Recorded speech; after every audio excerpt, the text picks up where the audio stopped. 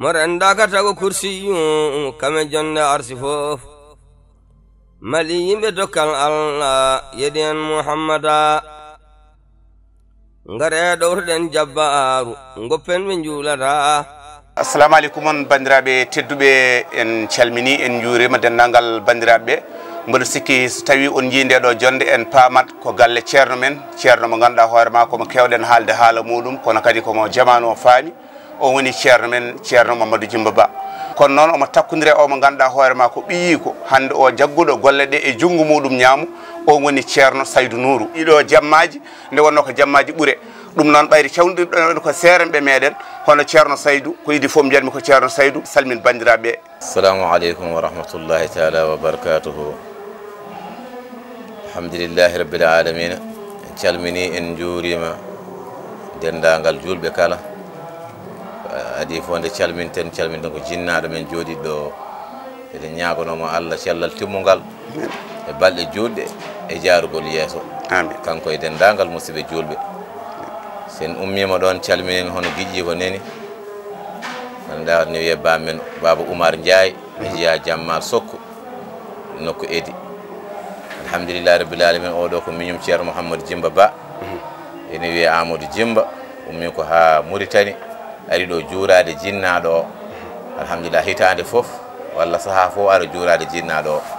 ɗum noon eɗen jettene Allah hande hano feewi. hande noon son nani ngoɗo dirago ko dirago Allah, ko Leylatul Qadri mo ganduɗa hoorema jamma ɓurɗo e nder jammaji. a nani Leylatul Qadri tan ko jamma ɓurɗo e nder jammaji, kadi ko lewru ɓurdu e nder lebbi.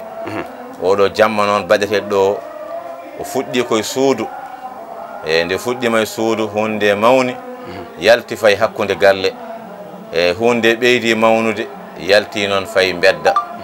eyyi nden yalti fayi bedda noon ko ɗum ɗo woni dille ɗe nanoton ɗe hitande foof.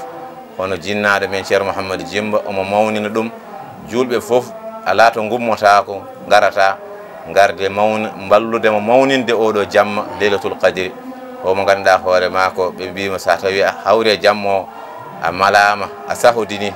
ɗum noon eɗen ñaago Allah yo Allah hokku en hawrude e jamma o. jamma o yiilete koye sappo battidiɗe.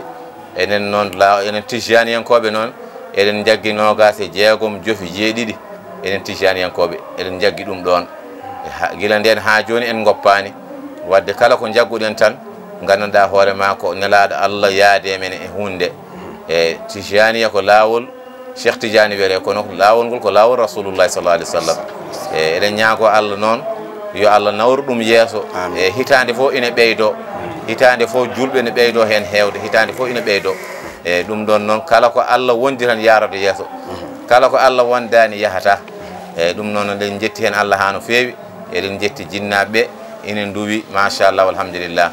julɓe fof gari, en jetti edinaɓe fof, en jetti diwan Thielaw e ko taari ɗum. nde ɗum fuɗɗotonde amin goni sukaɓe. e min teskotako nde ɗum fuɗɗotonde. ɗum fuɗɗotonde amin fami fuɗɗonoɓe ɗum ɓe kadi hewɓe notima jomiraɗo. hono Thiamel Dia en yo Allah ɓuɓanɓe, kamɓe puɗɗuno ɗum. Oumar Ba Fana en kam ne guuri ina tawano. hono Adama Diop en ɓen fof ina guuri, ɓen fof nan Fouta, ɓen fof ne kawranno hen.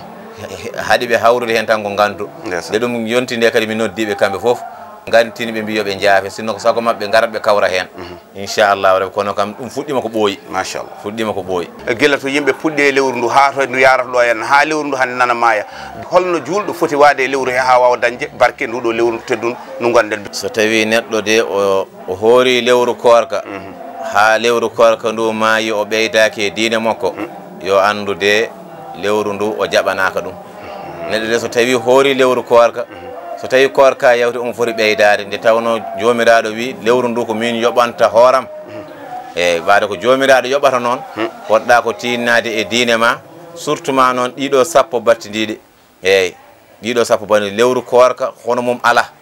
e neɗɗo so tawi o hoori lewru korka omo foti tinnade e diine makko, e omo foti soccude ɓernde makko. kono so tawi omo hoora ɓernde nde wona yurmotode, o wona jaafotoɗo, ñande fof ko tikko, ñande fof ɓernde ne ɓeydo ɓawlude, yo ƴewto hoore makko.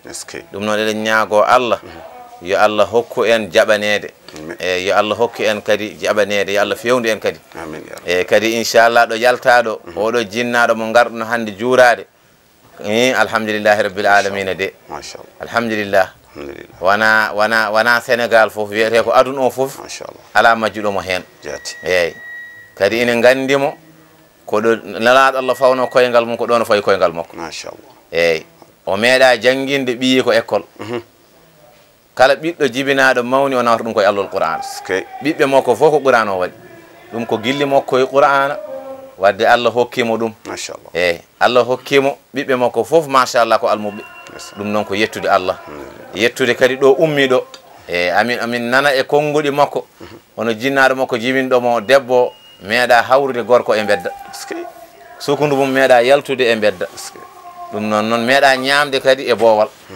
wadde on so tawi o yalte mum tan alay saago o wayani ɗum noon minen min jettata Allah kamɓe fof noon ɓe kuccitta e neɗɗo ɓe ƴeewa ɗum face à face kala hen mo ƴeewɗa koko toroto saabu ndimago gongu e mum ngu ɗum noon ko yettude Allah eyyi amin jetta Allah no feewi eyyi yo Allah hokku en ɓeydade e diino o yo Allah hokku en ɓeydade e diino o hano feewi gam teddugal rasulu tinnoɗen e diina men ko ɗum dan dañjen hokku en battane moƴƴe min beltima noon machallah ko ceerno Saydou haali ko haala ganndo ko haale jamma o haalama ko haala e moƴƴere fof e o ɓuri ɗon haaldotako ko haalam noon e heew juurita no feewi ko yidde yettude on ummiɓe tummiɗon to ha jettiɗon ɗo e duwanade on joguino mawɗo men goto o wi ɓiɗɗo hoto yetta yo duwane so ɓiɗɗo duwanama tan jettoro naati so ɗum ɓenni e ñaganade hono joom cabubunɗe leylo ono kanko ceerno Mamadou Djiba Ba o ko ni no jiiruɗomo ni koni tan min jiirumo de guila min ummi min goni cukalon min makko jiƴƴi jibrinade wuuro ngo woto pijji mawdide ha ɗo min ceerani ko moƴƴere tan Allah waɗi mo moƴƴo moƴƴinowo hay mo yimo ina andi kadi ɗum koye makko woni Allah rokkimo kadi ɓesgu makko fof kadi ko moƴƴinoɓe ɗum no Yallah juuna men ɗum ɗon ha juuta Yallah dandu Yallah aynu Yallah reen Yallah ɓeydu on jannabi sallallahu alaihi wasallam en tawarama oɗo sahi hikka Yallah hokki on tawrede saka ɗum wuuri mbaɗeni ha mo yeeso muɗum ko rewani Allah hewde famde Yallah jaɓanen yen ɓoy ɗo arde eɗen tawmo ɗo jannabi sallallahu alaihi wasallam Allah no wawi ɗum wadde yo waɗa men ɗum sa hirtima duwa ko heddu sa hirtima duwa heddu ko Allah jogui kanko ñagoɗe kam rakka man ñagoɗemo rakka Yallah barkinen jeey Moustapha sallallahu alaihi wasallam Allah jarama on jarama min calmini on min juurima on min bismima on mi salmini on mi juurima